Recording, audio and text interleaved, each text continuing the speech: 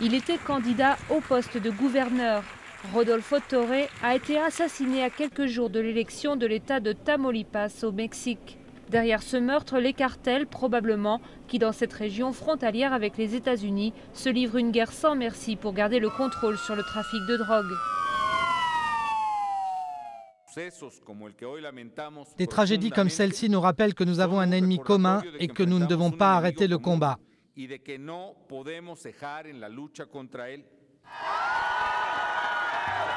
Arrêter le trafic de drogue, c'est un des thèmes principaux pendant la campagne aussi bien du Parti d'Action nationale que celui de l'opposition, le Parti révolutionnaire institutionnel, le Parti de Torre.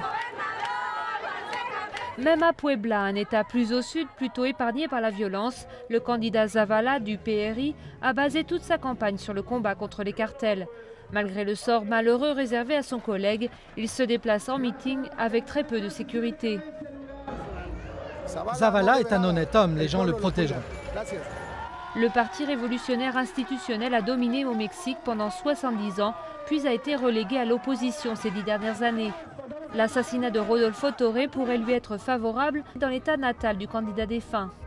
Le candidat du PRI avait déjà 30 points d'avance dans tous les sondages. À mon avis, son remplaçant, qui s'avère être son propre frère, devrait remporter l'élection avec 40 points d'avance.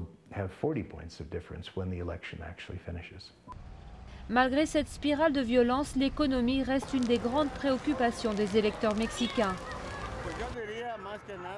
Ce que je souhaite plus que tout, c'est plus d'emplois. À quoi ça sert de faire la guerre aux criminels si on n'a pas de boulot? Comment est-ce qu'on survit? Violence ou économie en crise, à voir ce qui motivera les électeurs mexicains. De leur côté, les narcotrafiquants ont déjà envoyé un message clair. Dimanche, ce sera au tour des électeurs d'exprimer leur volonté.